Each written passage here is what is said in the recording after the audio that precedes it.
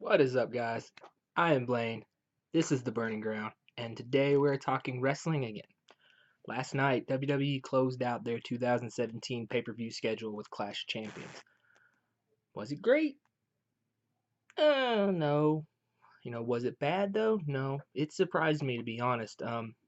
I was really going into watching this expecting it to just be a snore fest because it didn't seem like any of the matches had any build or anything short of, the Kevin Owens Sami Zayn match with Randy Orton and Shinsuke, and then the AJ and Jinder match. Other than that, none of these really seemed like they had time to evolve or become legitimate stories. But I was slightly impressed. I caught the show late because I had to work last night, so I watched it um, on my phone on the network, and I had all intentions of skipping through the matches I didn't really want to watch. But I didn't do that. I watched every single one of them from start to finish, and if I have to give the show a grade, um, I'd say a solid C. It wasn't terrible, but it wasn't like showstopper awesome or anything. But we're gonna talk about it. We're gonna go from the top to the bottom. The top of the card from the pre-show all the way to the end, and we're gonna talk about the matches and who won and who lost and all that good stuff. So let's get into it. First up, we got the pre-show match. Zack Ryder, Mojo Rawley. To be honest, I didn't watch it. Like I said, I caught this show late.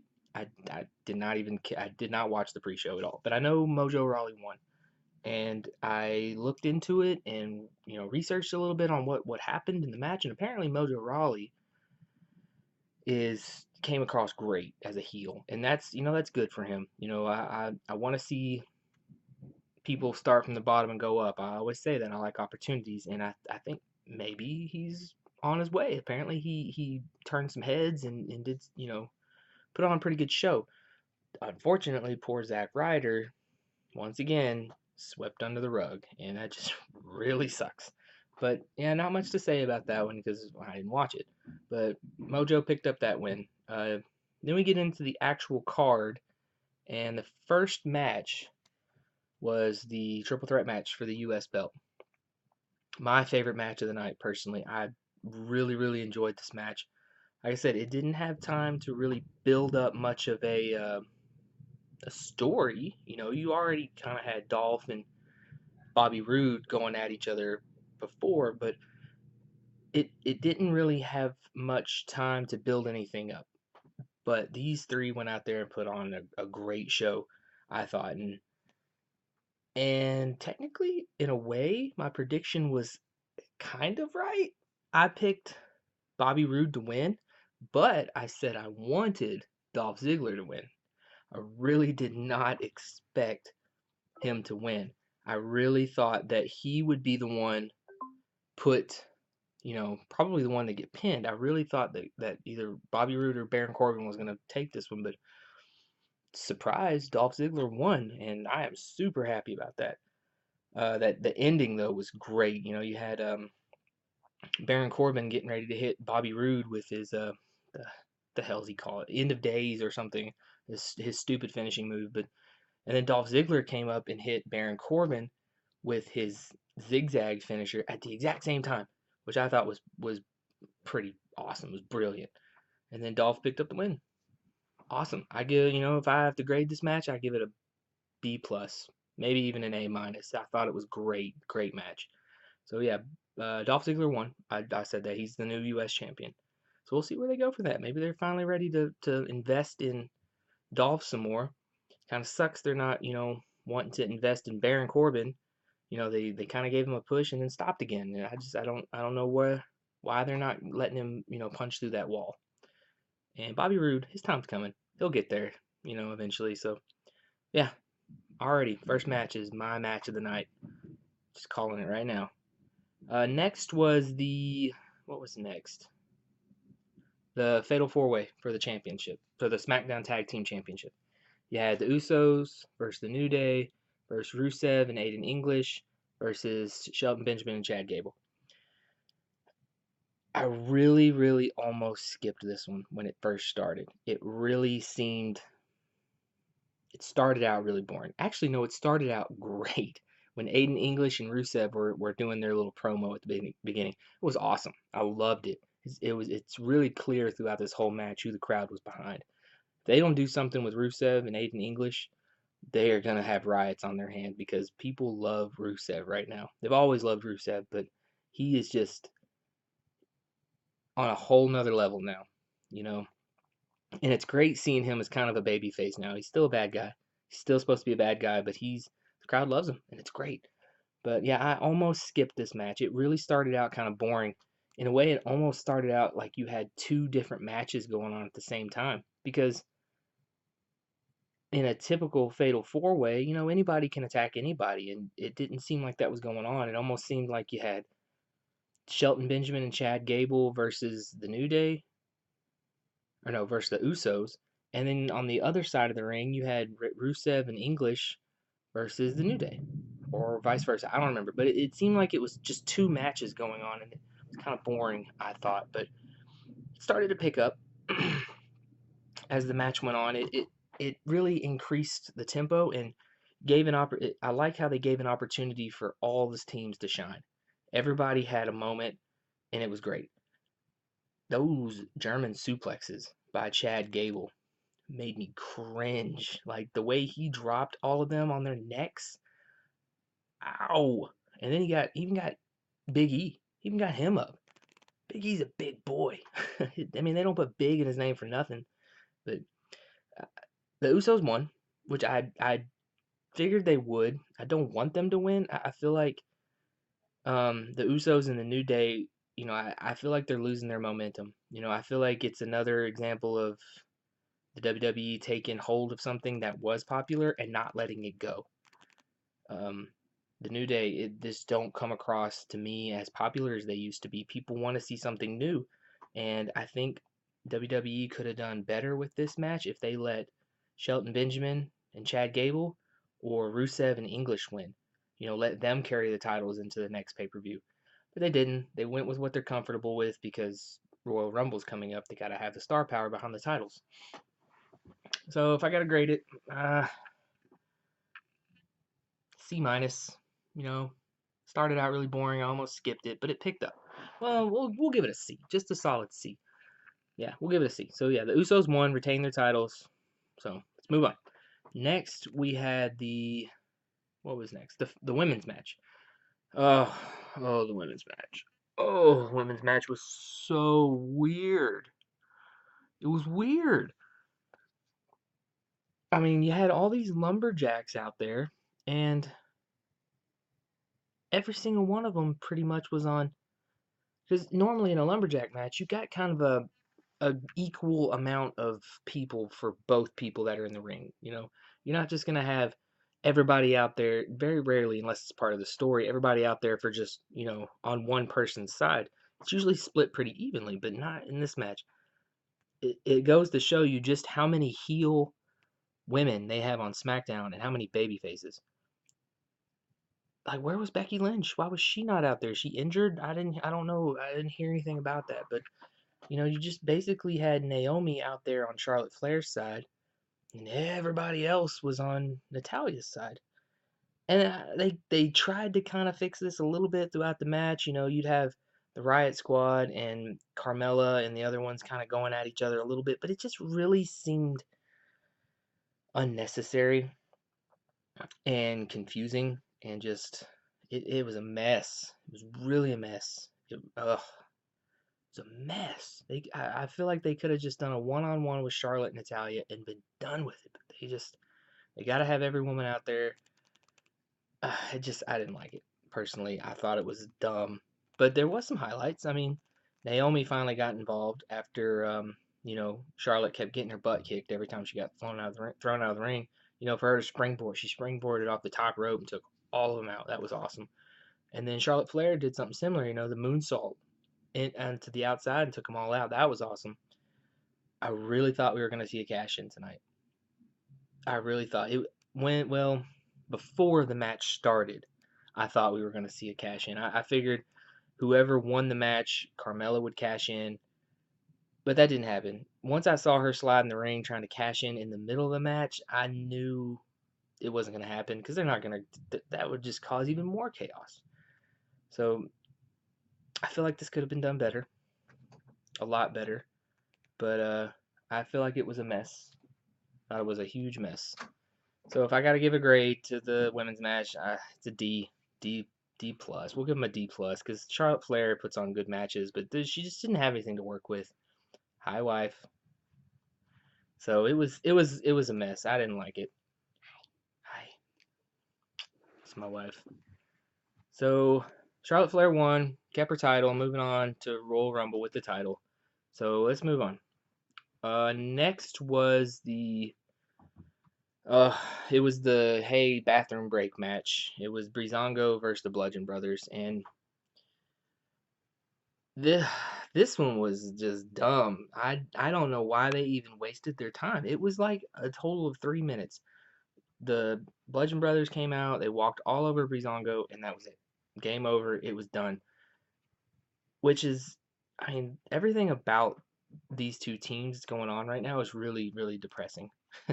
Because Breezango, Tyler Breeze and Fandango, they're for a while there they had a good thing going. The crowd liked them. They were really over, and then they used it too much. WWE just pushed it too much, and it got boring, and people just don't care anymore. And then on the other end of it, you've got the Bludgeon Brothers. Once again, the dumbest tag team name I've ever heard, with Luke Harper and Eric Rowan, who they don't need this stupid gimmick they've been given. They could come out as Luke Harper and Eric Rowan and be even more effective, I think. But they had this weird gimmick in the Wyatt family, which kind of worked, and WWE just assumes, I guess, that they can't just be themselves. They got to have some weird, dark, crazy gimmick, which is just really depressing because they don't need it. But Bludgeon Brothers won. It was a squash match. Tyler Breeze and Fandango didn't, even they never mounted any offense. They got destroyed. Like 3 minutes, it was over. Yeah, bathroom break, go get a beer, whatever, whatever. Boring match.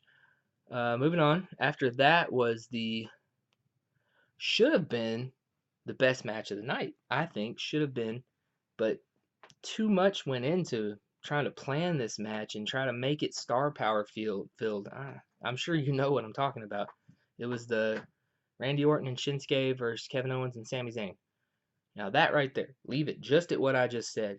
Sounds great. That sounds like an amazing match. But of course, you gotta have special guest referee Shane McMahon, Mr. I can't stay out of matches. I don't think we've had a pay-per-view, SmackDown pay-per-view that he has not been in for a while. And then for some reason, let's throw Daniel Bryan in there as well as another referee. You knew from the get-go who the stars of this match were supposed to be. Shane McMahon and Daniel Bryan. Uh, the wrestlers meant nothing in this match. It was just chaos from the beginning. It was trash, if you ask me. I mean, Kevin Owens and Sami Zayn and Randy Orton and Shinsuke couldn't really get anything going because everything was focused on Shane McMahon and Daniel Bryan fighting over who should do what. And then they played the old child's argument game of let's split the ring down the middle. That right there, they just gave away what's gonna happen. Oh, one or the other is gonna be on the other side of the ring and blah blah blah blah blah. Worst match of the night. I honestly enjoyed the Bludgeon Brothers and Breezango match over this. At least they ended our misery quickly with that. They got it over and done with, and it was done. This was just trash. I thought it was a waste of time. They did not need special guest referees, and for them to even throw in the stipulation of Kevin Owens and Sami Zayn being fired if they lose, just telegraphed the end of the match. And of course, it ended how everybody knew it was going to end. Something happening between Shane and Daniel. Daniel got accidentally broke up a pin attempt, and then Shane McMahon deliberately didn't count, so Daniel Bryan jumped in and did a fast count. It was just stupid. Um, just really dumb. It wasn't needed, I think. If I gotta grade this one, it gets a D. Gets a D for me. Could have just left it out. We didn't need it. It was dumb. So yeah, Kevin Owens and Sami Zayn won, obviously, after Daniel Bryan did a fast count. 1, 2, 3. He was done. So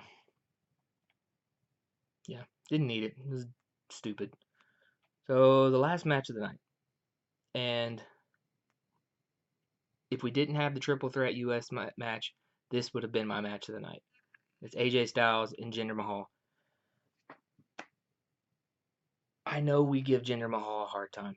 You know, he got thrown into the title, no build up to it, just giving it and whatever, but he really impressed me with this match. He really looked like a main event star, if you ask me. Like, if he would have won this match, I would have been perfectly fine with it. Seeing Jinder in this match last night, I wish this is the Jinder we had seen through his whole title run. AJ did an awesome job, like always. And what I really liked is how they didn't just give it to AJ easily. It was not a squash match. They made Jinder look tough. He walked all over AJ for most of the match, for a good portion of the match, and it wasn't even until they had to do a submission ending because they didn't want to make Jinder look weak, and I like that. This makes me have more hope for what they could do with Jinder Mahal. Like I said, if he had won this match and walked out with the title, I would have been perfectly fine with it. Would have been A-OK with it. Seeing him go in to see what happened at the Royal Rumble, I would have been fine with it. And seeing him try to do the Styles Clash was just awesome. I thought great. It was great back and forth between the two. They carried each other pretty well. AJ can carry anybody in the ring and make him look good, but I don't feel like he had to work very hard to make Jinder look good. So AJ won, but my MVP of this match is gonna be Jinder. He killed it last night, I thought, and he proved a point. He said before the match, basically, he didn't need the Singh brothers, and they really helped make that true because they didn't get involved. That I know. I think the only time they got involved is they tried to pull Jinder out of the ring. That was it. Other than that, this was all Jinder Mahal. So 2 thumbs up for Jinder. He is really evolved, and this match really showed that. And I'm hoping that they don't just drop him now. Because, like I said, he has come a long way, I think, and I hope they don't just drop him to nothing now. So that was it. AJ won, kept his title, and that was the close of the show. It was decent. Wasn't great. Gave it a C. Hopefully, they learn from this one and take the time to build up some stories. Because I think that was the biggest thing for them in this pay-per-view is that they didn't take the time to build up any stories. I think this could have been better. A lot better. But this is the last one of 2017. Royal Rumble's coming up. We'll see where we go from there. I am super excited about the Rumble. Generally you can pick somebody, but I have no clue. No idea who they're going to push to win the Royal Rumble this year. No idea. And I like that. I really, really like that anticipation. So that's it, guys. Clash Champions in the book. Done. 2017. Done. And we'll see where we go from here. I have to go because this guy's going to see Star Wars. So enjoy the rest of your day, guys. Be happy. Take care of yourself. Do what makes you feel good. And until next time, see ya.